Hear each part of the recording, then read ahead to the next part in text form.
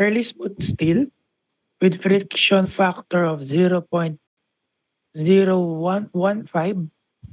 for line 1 and F is equals to 0.012 for line 3. No? So for letter A, compute the rate of flow of line 1.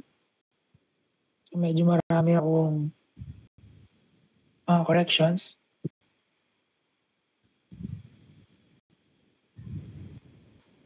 So this is equals to 0.0115.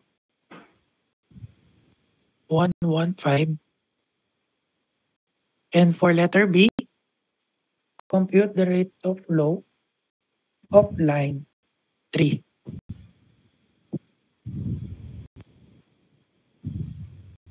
Okay? So ito, base sa problem, no, pwede siyang no figure. Pwedeng walang figure na given. So tayo ang magpo-provide ng figure. Ang sabi, the outlet line which leaves the dam at 270 meters, elevation 270. So meron tayong dam.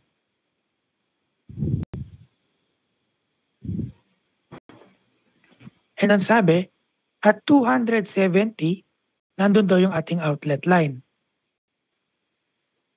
So lagyan natin to as elevation 270. Then, siguro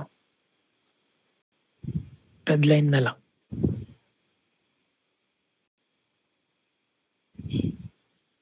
No? Then sabi sa ating problem, papalitan ko ng blue. Then sabi, then this line divides at point P. So let's say umabot na tayo kay point P. Point P divides into two 450 mm lines. So gawa tayo ng dalawa.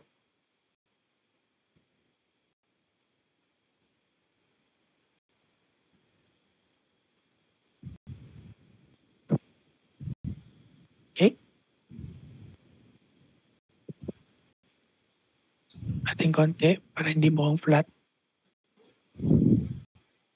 Then ang sabi, respectively at 2 and 3. So this is 2. So lagay natin to as line 1, line 2, and line 3.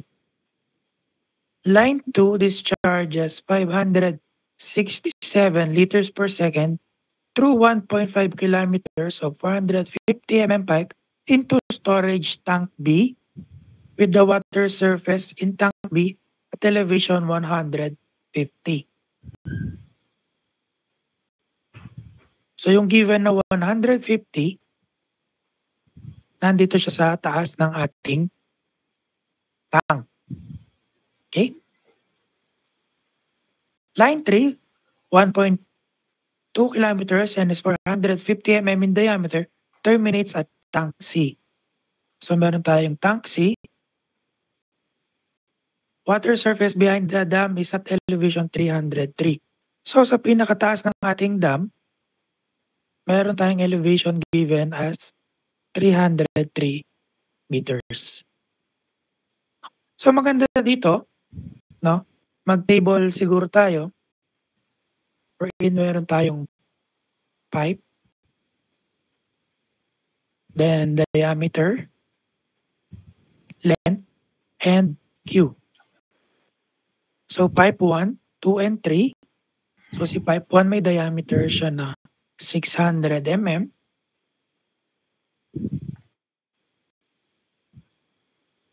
Then si 2 and 3 given as 450. Then may haba-haba. So 3 kilometers to. So this is 3,000 mm. Then ito is in kilometers, meters. This is in meters. At pala meters na to. Pero anyways. So si line 2, 1.5 kilometers. So 1.5. And si line 3, ay 1,200. Then for pipe 1, may Q ba na given? Parang wala. Wala naman. Then for line 2 meron, which is 567 liters per second. And kay line 3 naman, no, so wala din binigay. Then sama na pala natin yung friction factor nila. So for line 1, meron tayong 0.0115. And for line 2 and 3, 0.012. And 0.012. Okay? So let's try to solve the problem. For letter A, compute the rate of flow of line 1. So rate of flow natin, that is given as Q1. Pinapahanap ang value for Q1. So how do we find Q1? Kung maaalala, ang palaging secret or tip sa tree reservoir, either given ang Q1 mo or ang discharge mo, mahanap ng head loss. Or pwedeng kunin mo muna yung head loss para makuha mo si Q. In this case, wala tayong head loss and wala tayong Q. So how do we find the value for its Q? No? So kung titingnan natin yung ating figure, magkakaroon tayo ng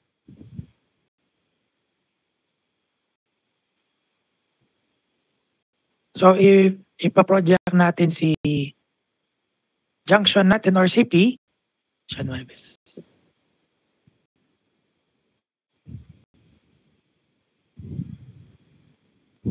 So if ipa-project natin si P, no? Then, from this P, ang mangyayari kasi, magkakaroon ng flow papunta kay storage B and si kay storage C. No? So kung lalagay natin yung direction ng Q from the dam, napupunta kay storage B and kay storage C. Okay? So kita agad natin, if from water source, then magdi-distribute dun sa two pipes, no? Siya ay anong case? It is case number 2. No? Case 2 siya. From the water surface, bababa, punta kay junction, then madi-distribute sa ating dalawang storage tanks. So pwede din natin gamitin si conditions na Q is equals to Q1 is equals to Q2 plus Q3 pa H1 is equals to head loss 1 plus head loss 2 head loss 1 plus head loss 2 and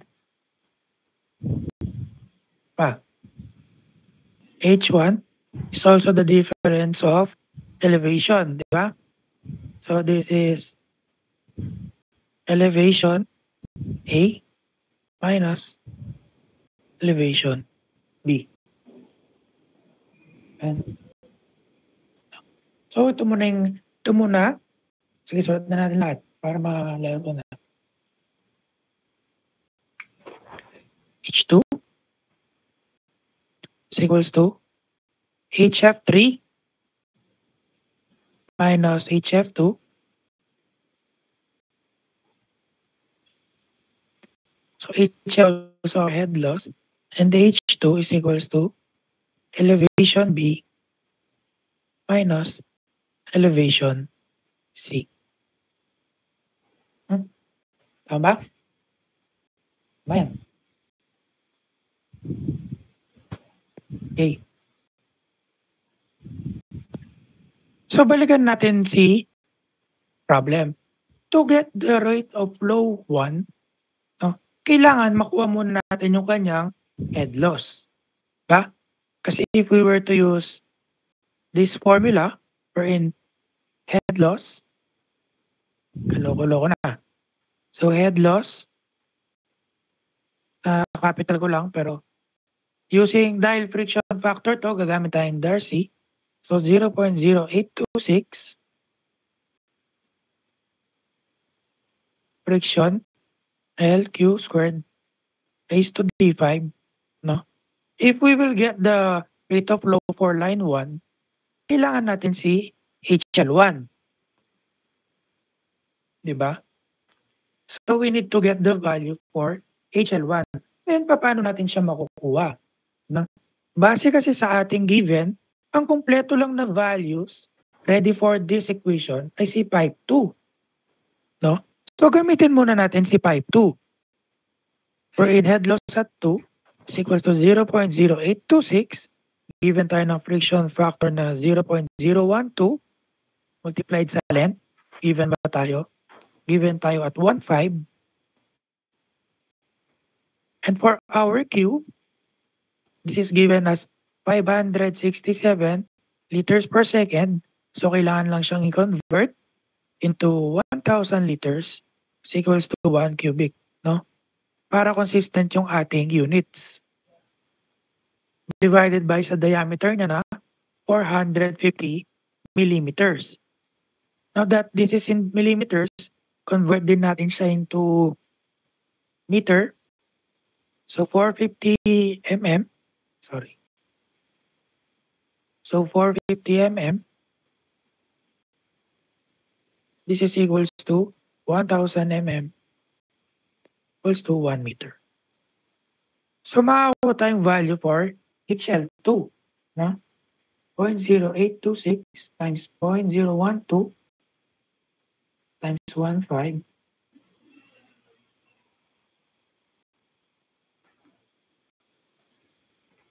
divided by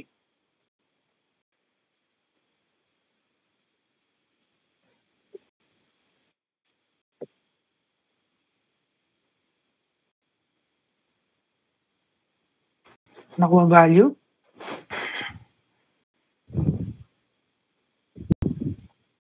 So nakuha kong value ay okay. So nakuha kong value ay 25.934 meters. And if meron tayong head loss 2, no, makukuha din natin si head loss 1. No? So paano? So magkukulang tayong space. So lipat tayo dito ha.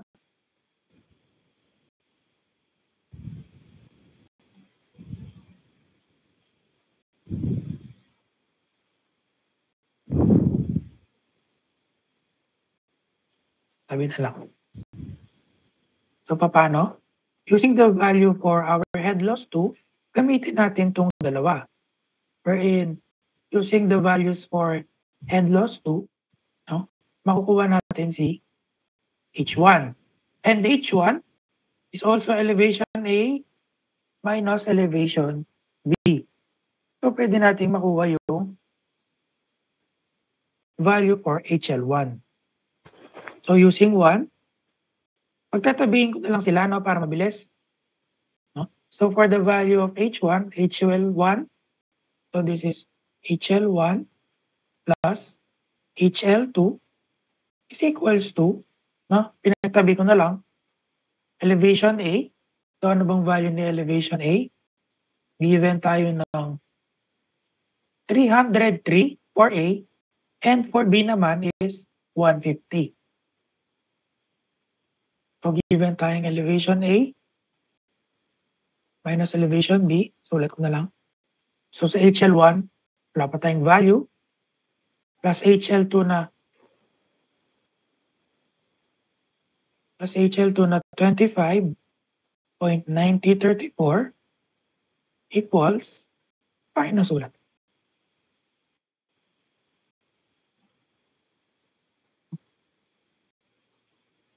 So HL1 plus 25.9034 is equals to, so elevation A, no? Sabi nga natin siya ay 303 minus 150 na elevation B. So from this, makakuha tayong value for HL1.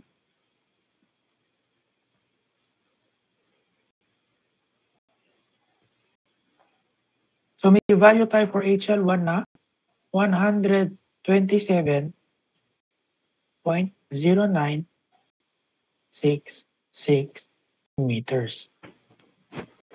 Now that we have our HL1, pwede na natin gamitin si formula for head loss. No? Makukuha na natin si Q.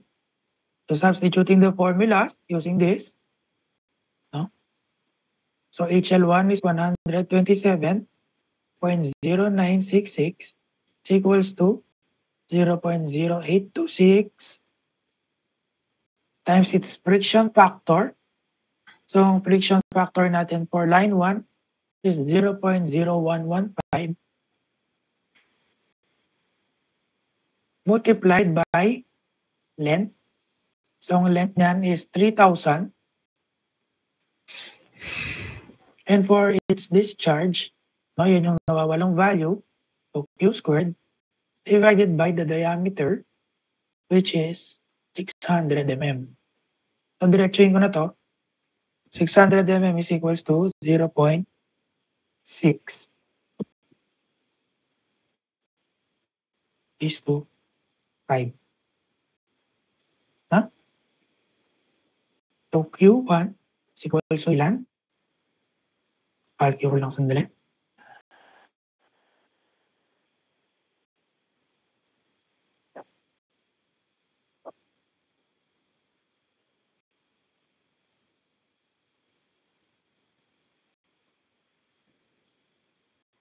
So makakuha tayong value for Q1 na 1.8623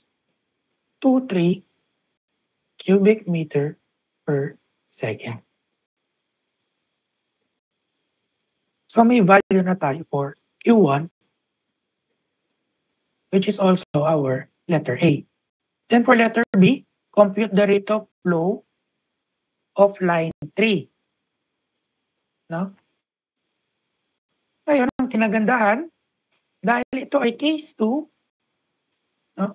Dahil ito ay case 2, tatandaan nyo, if ang main discharge natin or main flow rate na galing sa dam, so this is Q1, no? And from the junction, maghihiwalay siya or magdi-divide siya into Q2 and Q3. Diba? So pwede natin sabihin that Q1 equals to Q2 plus Q3. Diba? So dito na lang natin solve para hindi na masikip doon. No?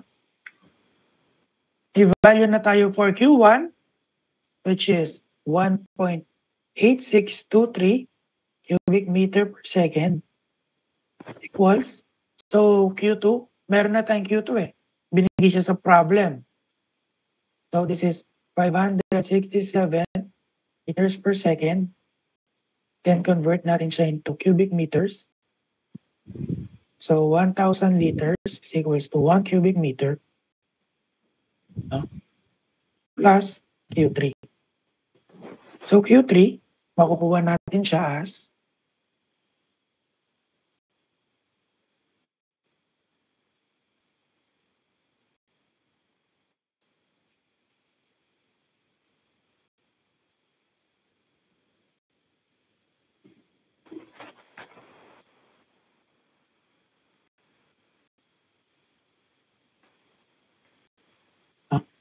so the value for our Q3 is equals to 1.2953 cubic meters per second. And that is our answer for letter B. No? For letter C, compute the elevation of reservoir at line 3. No? So pinapakuha yung elevation natin sa ng reservoir. So that is here.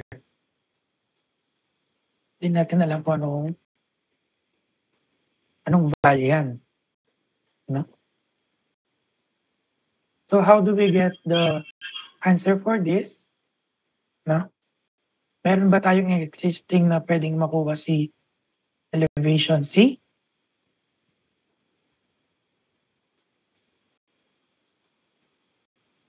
No? So si H2 daw is head loss 3 minus head loss 2. No? Eh di ba si H2, this is our H2. From here to here.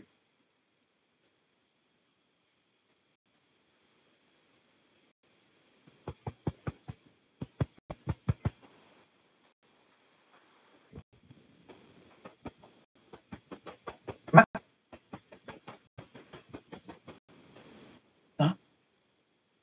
So what do we do? Okay, so what do we do? No?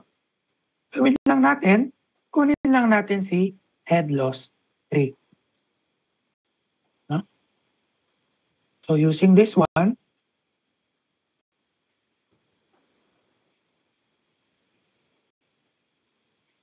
no? Kunin muna natin si head loss 3. Okay? So head loss 3, meron naman tayong Q, di ba? Q natin is nakuha na. Q3 nakuha na natin dito. No? So pwede na natin gamitin yung value niya na 1.2953. Kasya ba dito? Hindi. Ito na lang banda. Ito na lang. Okay. So for letter C,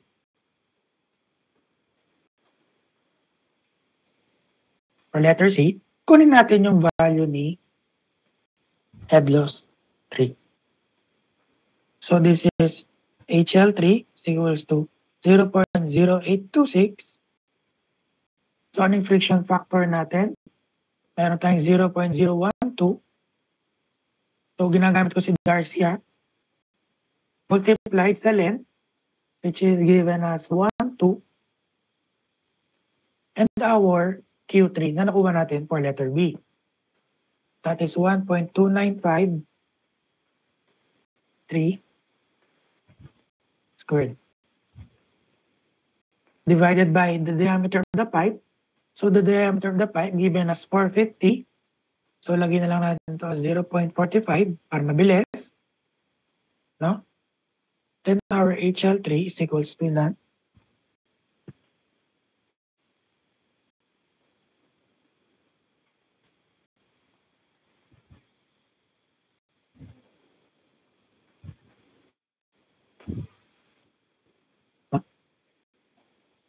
So makakuha tayong value na 108.1486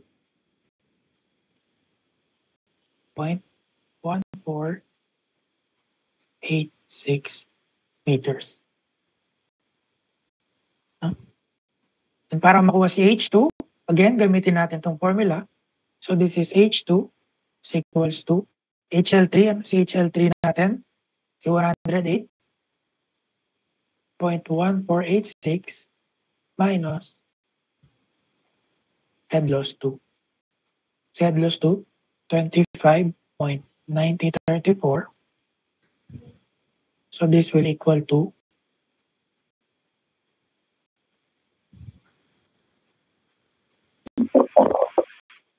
was siya sa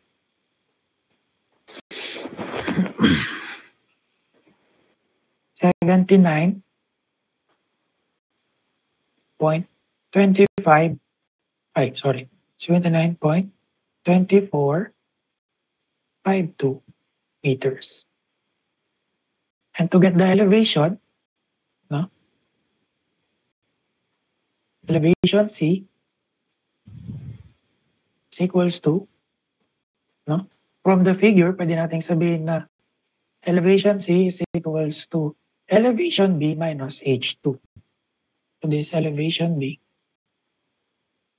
minus H2. No? So din siya. So din yung equation na yan. Substitution of formulas, elevation C is equals to, ano yung elevation B natin? 150 minus 79 is not head loss. Wrong head loss. 79.2452 equals K.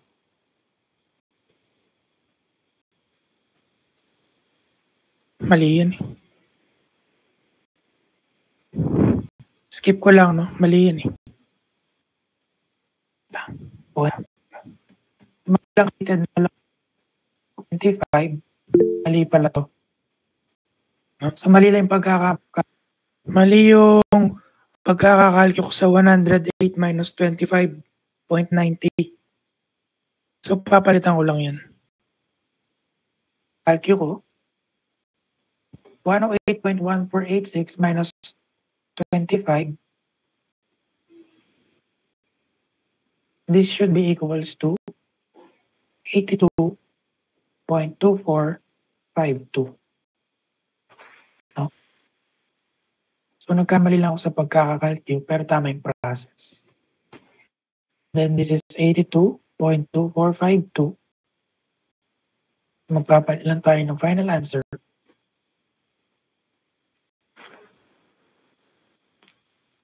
So the answer is 67.75.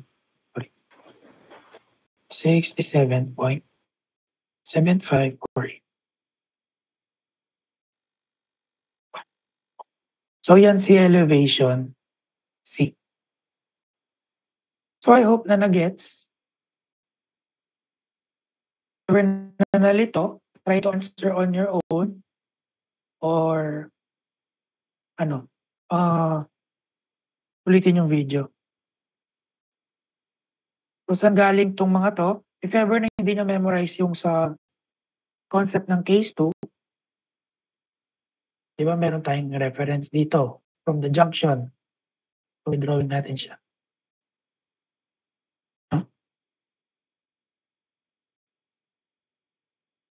Then this is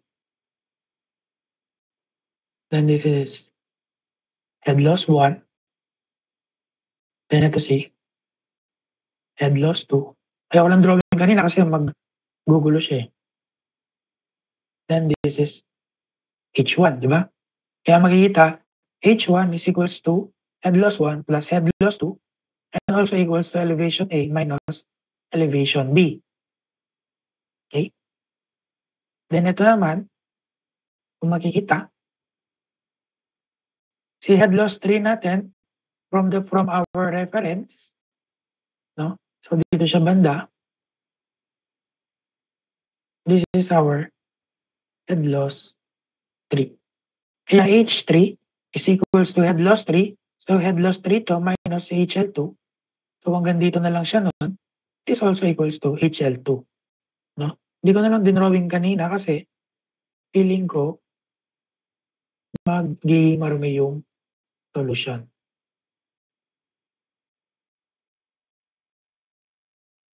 No? So, pansin nyo na yung first two examples natin, parehas silang case 2. Case 2, no? Ngayon, try natin case 1. Magla-live tayo.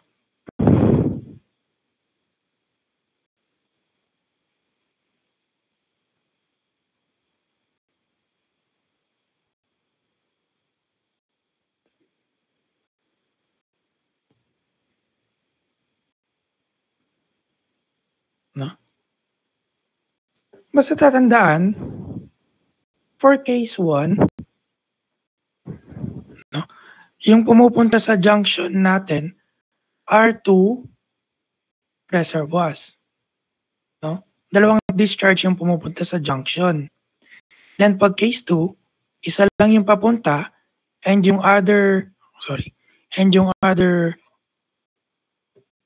discharges natin going away from the junction, no?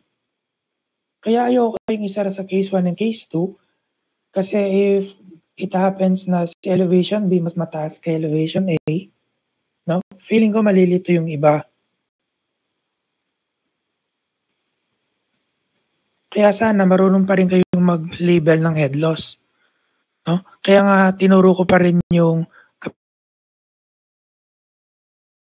pag projected. Lang naman si junction, then doon tayo magre-reference para sa mga head loss. Kasi from the junction to the reservoir, doon lang naman nakaka-head loss.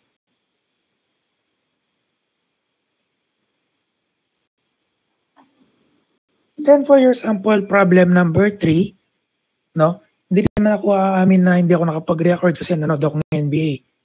No? Hindi naman yun yung nangyari eh. Gusto ko lang kayong makausap ng ng live. Kasi na-miss ko kayo eh. Magla-live ako. NBA na yan. Hindi ko nga alam yung nanalo eh. Diba?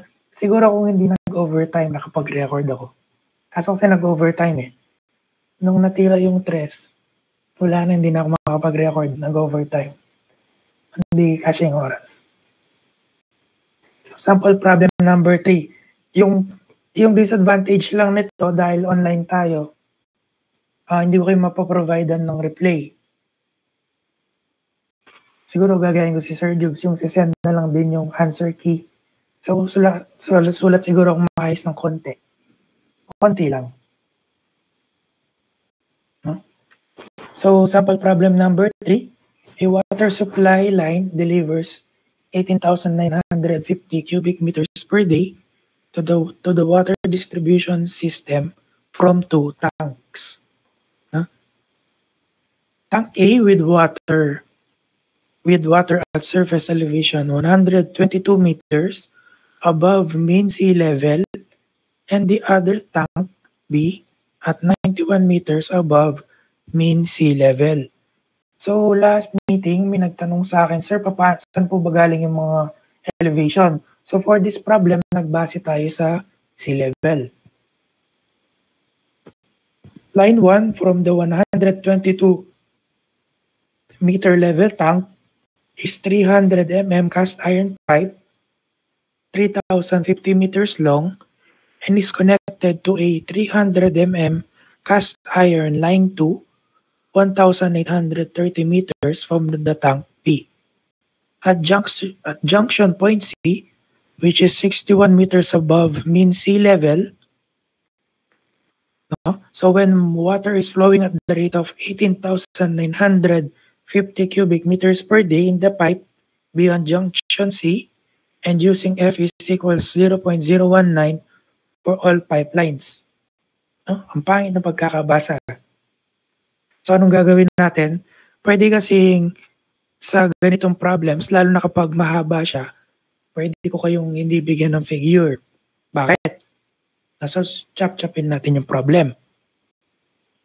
Ang sabi, a water supply line delivers 18,950 cubic meters per day to the water distribution system. So ibig sabihin,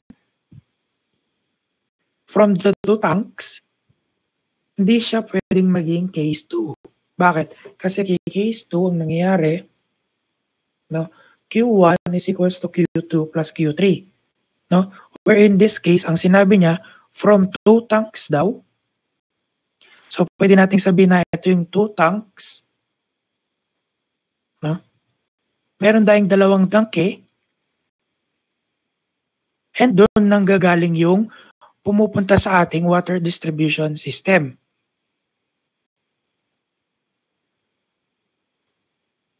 No? So dito pa lang, no, halata na natin na si 18,950 cubic meters, siya ang iyong Q3.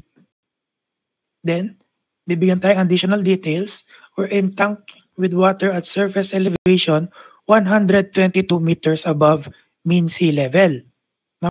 So, ibig sabihin yung water level ng reservoir A, given siya ng 122 meters. Then si tank B, 91 meters above sea level naman.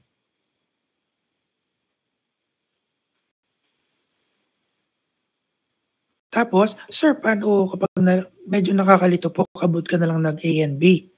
No? Sinabi naman kasi sa problem na line 1 is connected to line 2. No?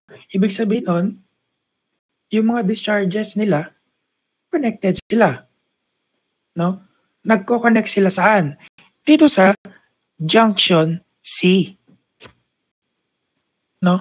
And from junction C, yun yung pumupunta para mag-distribute ng system. Mababasa, kay line 1, 122 meters, nabanggit na yan. Then given tayo ng diameter. So given ka ng diameter, then length. Tapos kay line 2, meron ka ring diameter and meron ka ring length. Then in-indicate naman niya na kay junction C, doon sila nagmi-meet. No? So ibig sabihin, parehas ang direction ng reservoir A and B natin, which is papunta kay junction C. So doon pa lang, pwede mo nang sabihin na this is case 1. No?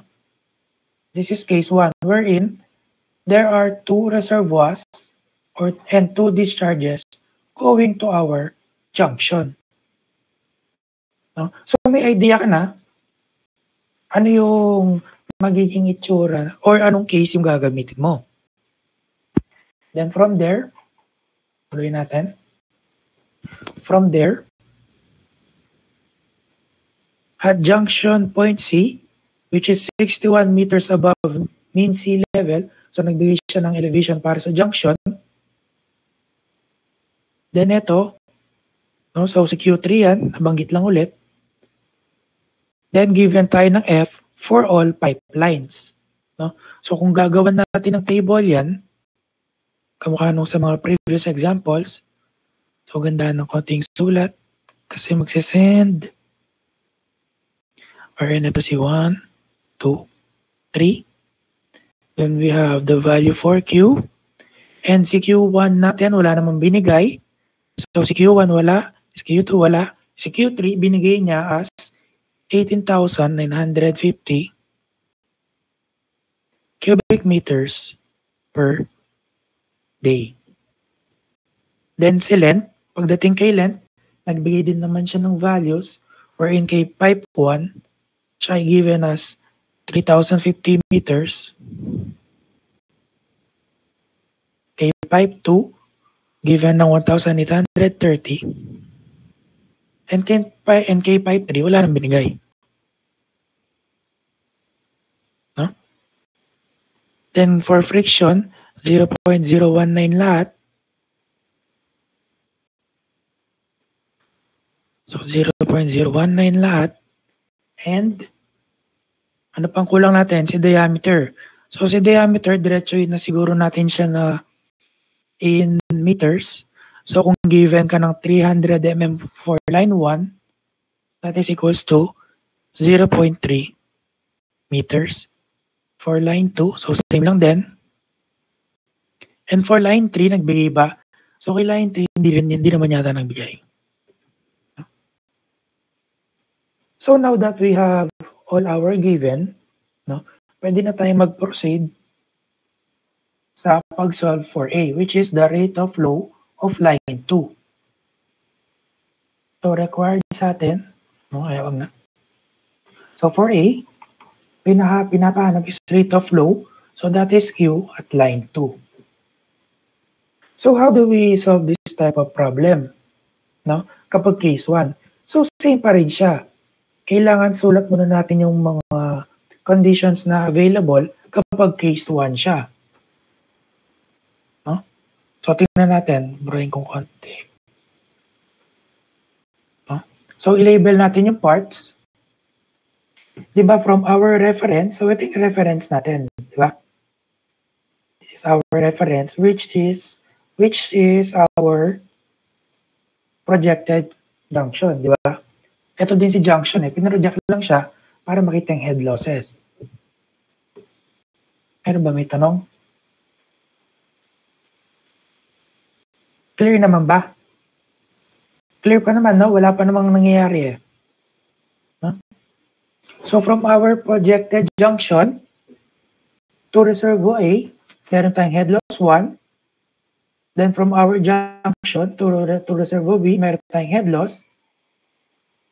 And from our junction, papunta kay reservoir C, meron din tayong junction.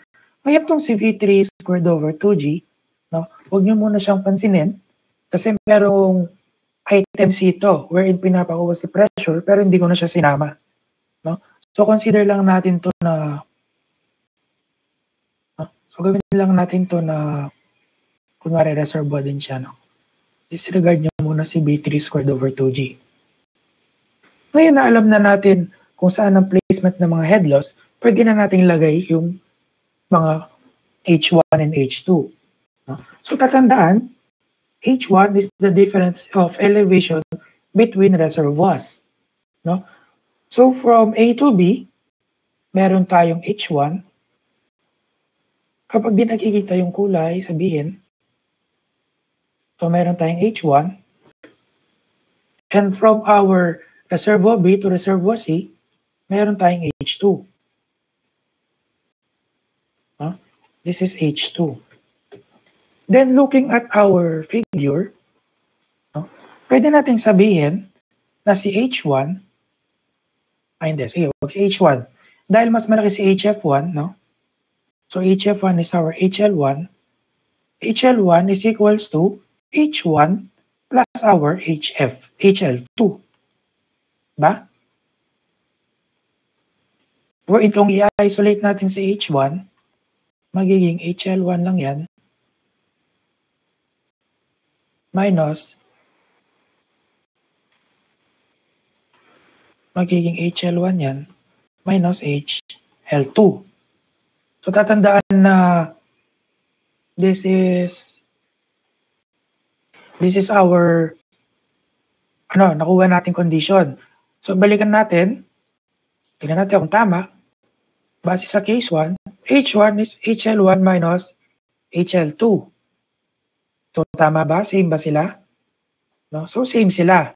Ibig sabihin, kahit hindi mo memorize yung mga conditions, as long as alam mong i-position yung H1, yung head loss, no? Basta alam mo yung concept nila, makukuha mo rin yung conditions. No? So same lang din H1, kakasabi ko lang kanina, elevation A minus elevation B. And for our H2, no, masasabi din natin na H2 is equals to head loss 2 plus our head loss 3. Diba? Given sa problem, ito yung head loss 2, ito yung head loss 3. Pag pinag-combine sila, you will get H2. No? So ano pa pwede natin kunin? Pwede din natin siyang kunin in terms of elevation. Or in elevation B minus elevation C is equals to H2.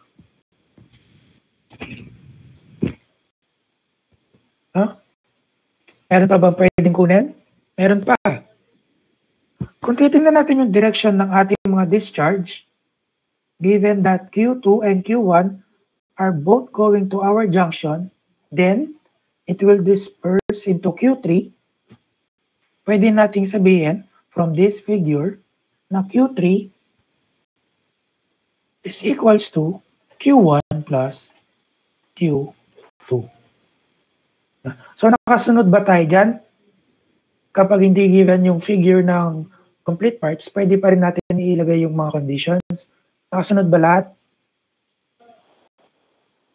Yes, nakasunod pa.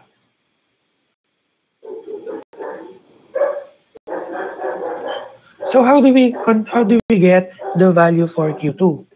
No? Di ba nga sinabi ko kanina, para makuha natin ang value ng mga Q natin, nilalaro natin yung formulas for head losses. Tingnan natin yung problem. para makuha si Q2, kailangan laruin mo si head loss 2. Diba? Ano ba yung formulas na present si head loss 2? So, present ay ito. So, yan lang. And dahil sa H1, no, para magka-value tayo ng H1, pwede naman kasi natin kunin na si elevation A minus elevation B. Diba? Para madagdagan ng value to. So, anong gagawin natin? Kunin muna natin si H1 wherein it is equals to elevation A minus elevation B. So, H1, makakuha tayo ng value na so 122 minus 91 yan. This is equals to 31 meters. No? So, meron na tayong value for H1 and that value, pwede natin siyang i-substitute pag ginamit natin tong equation na to. No? So, gamitin natin to. 31 meters is equals to HL1. So, dahil given ka ng friction factor, gagamitin na naman si Darcy. So, isa-side ko ng konti. So, for head loss 1 muna tayo, ha? So, dahil head loss 1 muna tayo, lahat muna ng values ni head loss 1. So, that is 0.0826 FL. Ay, hindi ko sinulat. So, F, yung friction factor natin, 0.019 multiplied sa length. So, our length is given as 3,050 squared. No, kasi Q squared dyan, divided by D raised to 5. Sa mga nagtataka saan galing to, this is simply the formula for Darcy weighs back. This is FL Q squared over D5, no? Sinubstitute ko lang agad yung values.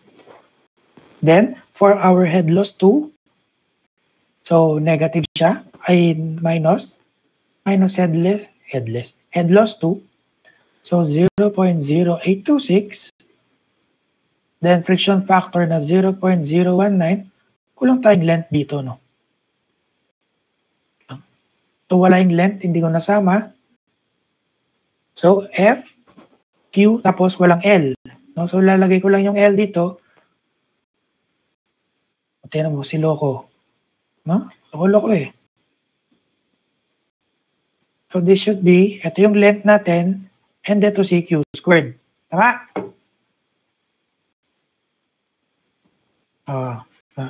Sige. Thank you. So, ito si LQ squared over D5. And si D5, lagay na natin yung value niya. Wherein value ng pipe 1 is 0.3.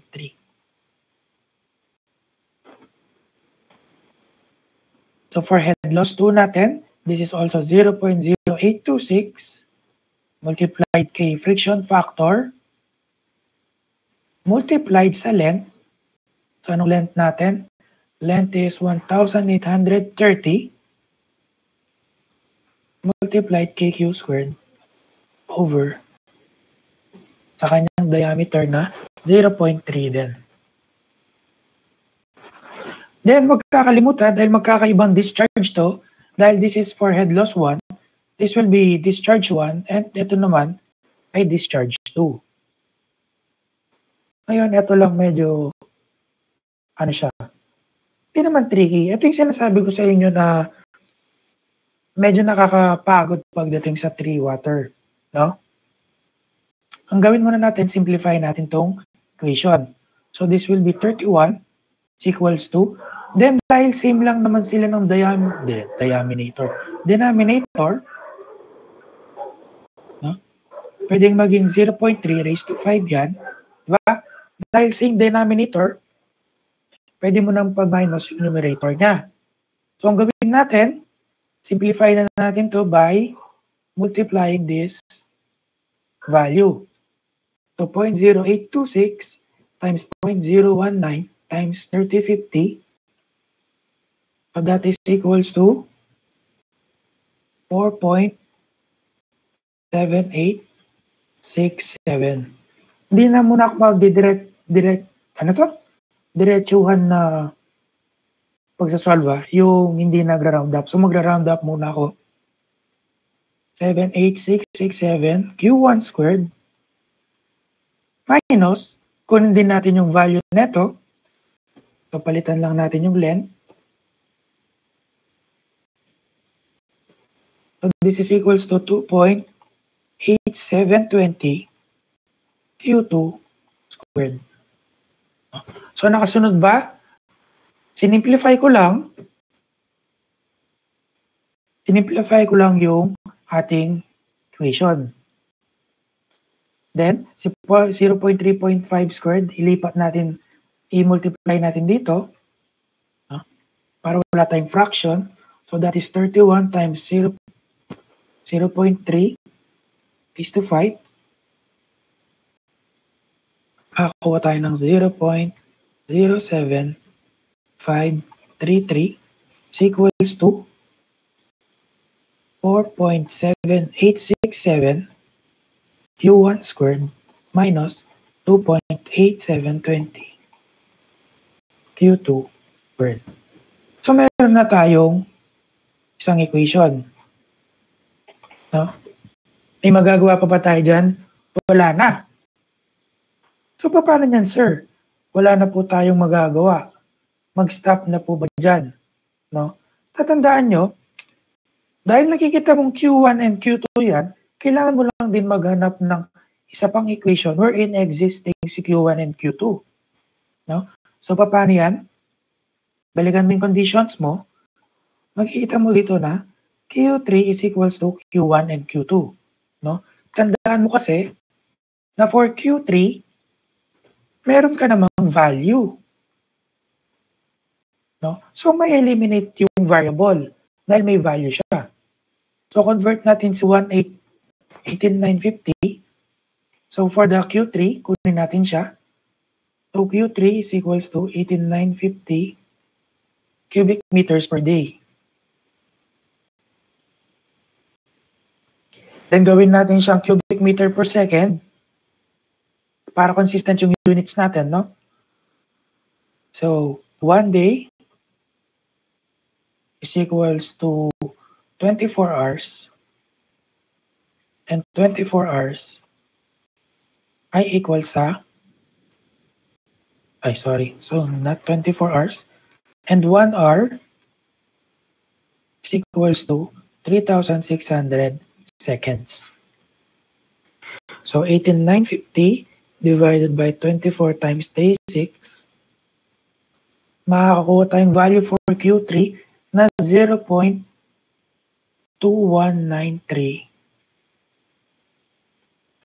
cubic meters per second. So, burahin na natin to dahil converted na rin naman siya. This will be 0.2193 cubic meters per second. Nakasunod pa ba? Nakasunod pa? Nakasunod pa.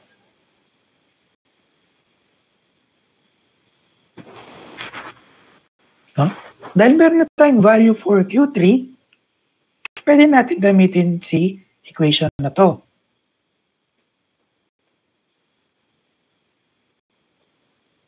So Q3 is equals to Q1 plus Q2, wherein Q3 is equals to 0.2193 cubic meter per second equals to Q1 plus Q2. So sinubstitute ko lang yung value ni Q3. And for letter A, pinapakuha is si value ni Q2. So ang gawin natin, kapag minanipulate natin tong equation na to, iwan na natin si Q2. Para pag sinubstitute natin siya to this equation, so pangalanan natin tong equation 1 na lang, o kunwari equation 1 siya, para pag sinubstitute natin kay equation 1, puro Q2 yung may iwan na variable. So manipulating this formula, this equation, magiging Q1 is equals to 0.2193 minus Q2. So, meron na tayong second equation.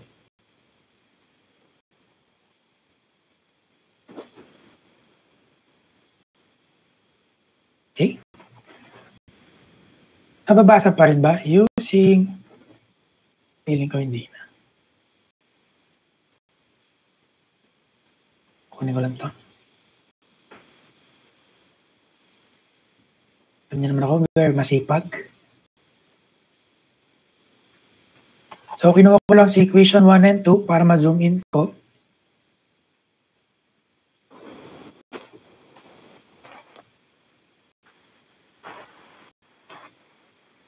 Okay. So, the next step, gawin natin, substitute.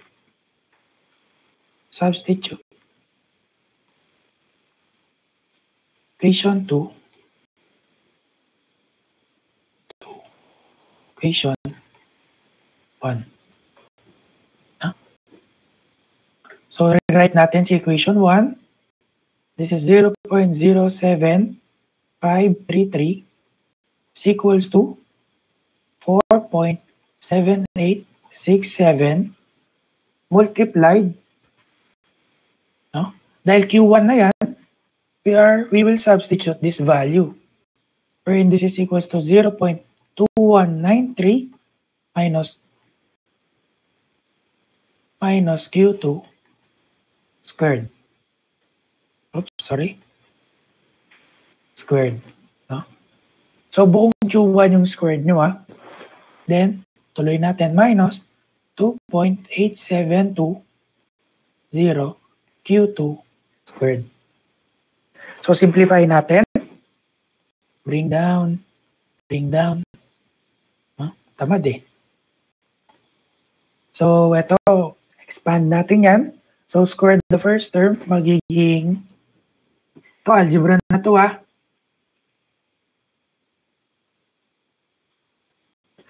So, this will be 0.0481.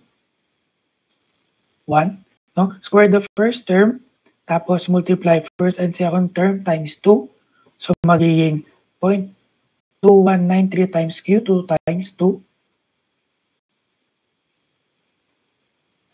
Makakuha tayo ng negative 0.4386 Q2, huwag kakalimutan, plus, no, square the last term. So, this is Q2, magiging Q2 squared lang siya.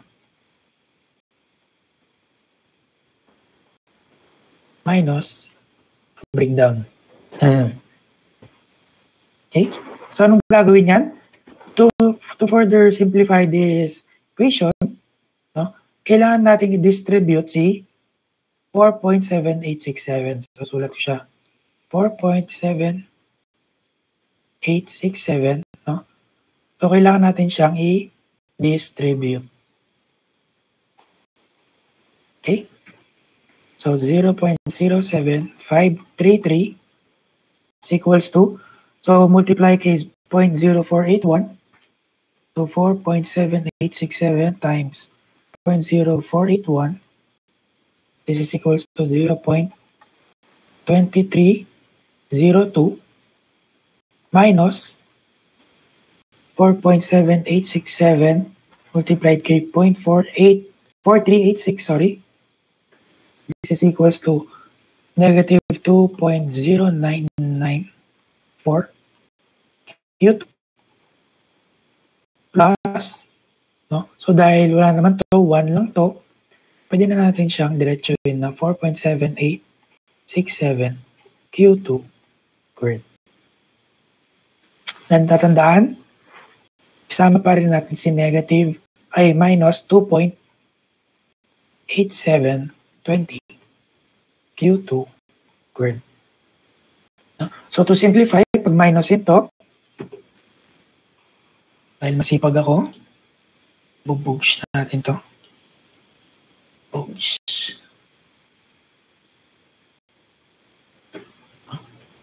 Then ito, pag minusin natin, so this is 4.7867 minus 2.872. 4.7867 minus 2.872. Makakuha tayo ng 1.9147. Q2 squared. Huh? Then if we rewrite, no? Pwede na nating ilipat to. Hindi ko alam kung paano sa calculus nyo. Pero pwede na natin itong i-rewrite or ilipat natin to. No? Then si Q2, unahin natin siya. So rewrite ko lang yung equation. Magiging 1.9147 Q2 squared minus 2.0994 Q2. Then, subukan na natin to. 0.2302 minus 0.07533. So, makakuha tayo ng value na plus 0.15487 equals to 0. So, pwede na natin kunin yung value ni Q2. No? So, calculate mode 5.1. Ewan ko kung paano sa calculate nyo. Susunod lang.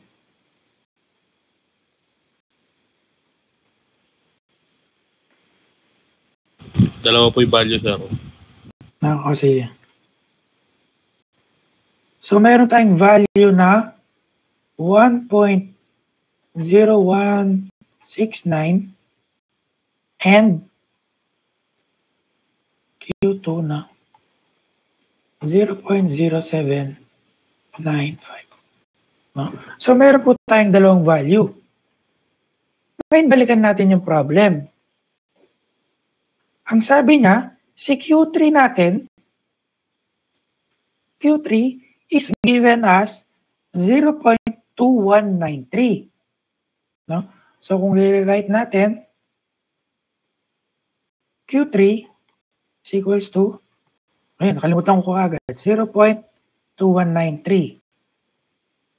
0.2193. And if maaalala nyo, yung condition kasi natin, no, Q1 plus Q2 is equals to Q3. Ngayon, tingnan nyo yung values nyo. Kung si Q2 ba ay 1.0169, possible ba siya?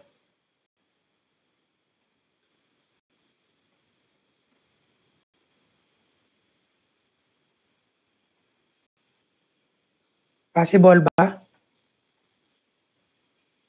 No, hindi siya. Hindi siya possible kasi may exceed niya yung Q3. Wherein dapat si Q3 ay combination ni Q1 and Q2. No? So, hindi pwede to.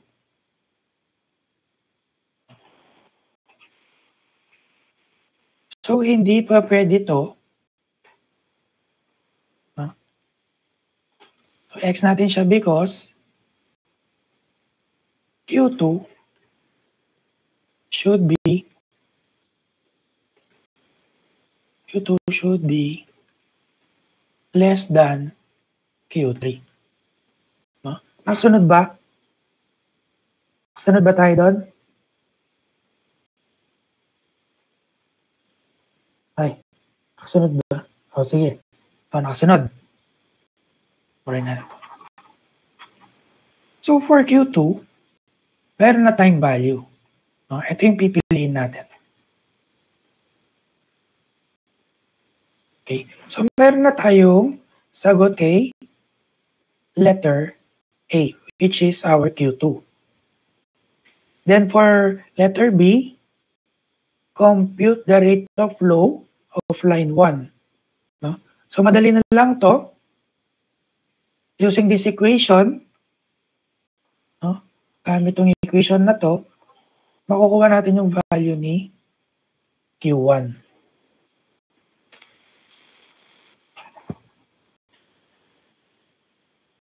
So, using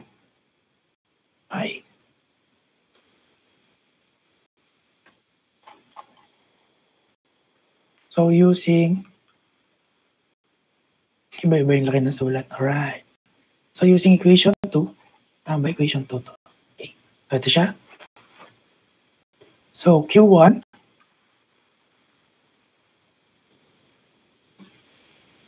is equals to 0.2193 minus Q2. Then our value for Q2, no, substitute lang siya, minus 0.07 0795. Ano makuha ang value?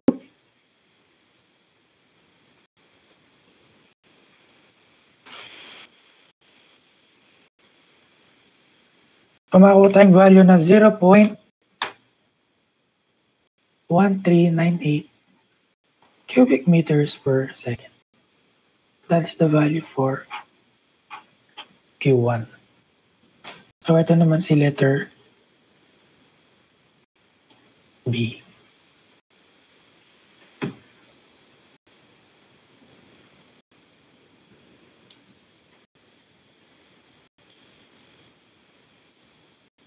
Okay? So, tingnan ko lang kung tama yung sagot.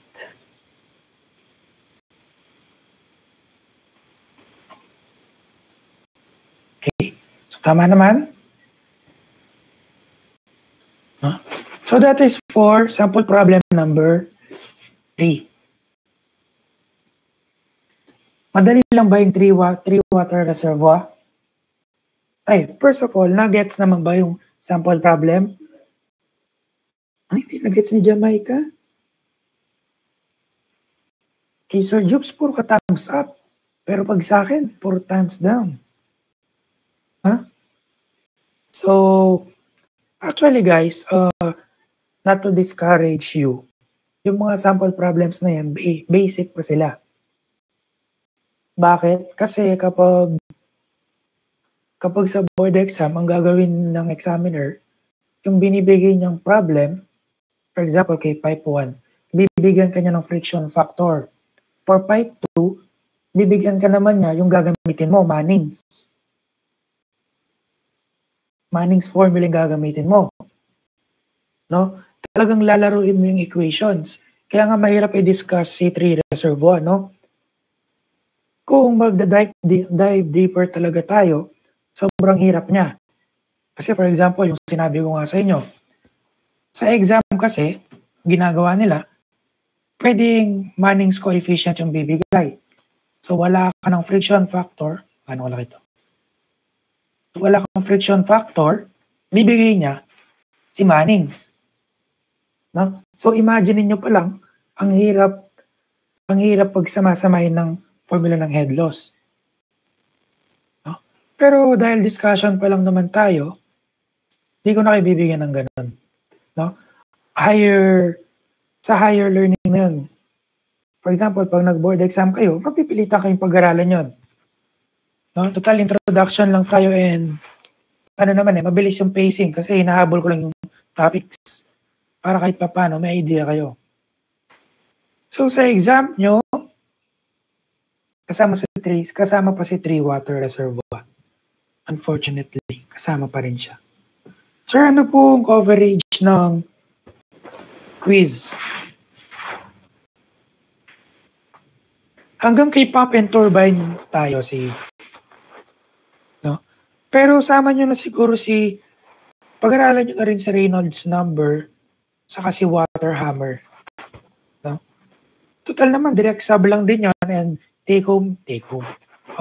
Online quiz siya. Hindi naman kayo mahihirapan masyado. Basta sa exam nyo, huwag nyo i-expect na meron tayong index cards.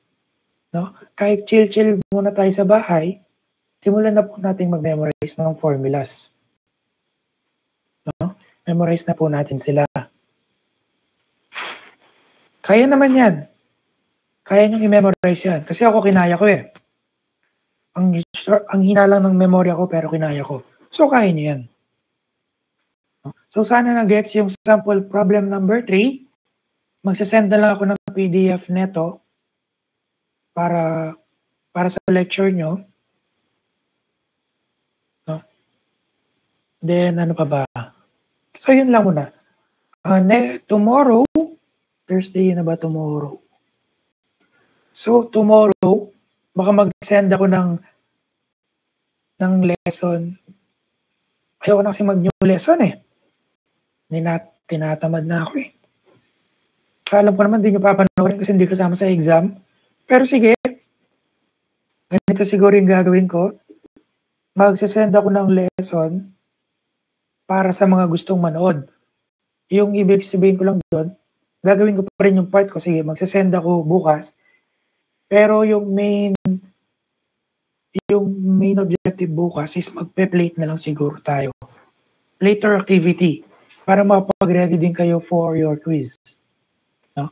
Pero para sa mga gustong tapusin yung hydraulics, magsasend pa rin ako online video. No? Magsasend ako recorded. Kasi hindi naman ako manonood ng NBA bukas. Sige. So yun lang muna. So sana marami namang natutunan sa hydraulics. Kasi yung iba last na natin na session to. So yun. Dismiss na tayo. Thank you very much. Okay, good day.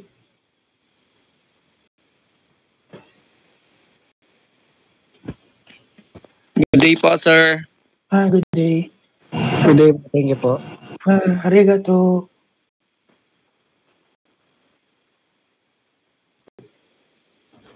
Love you, sir. Ay, hindi kita love. Ay, joke lang. I care for you. Good day po, sir. Okay, good day. Bye-bye.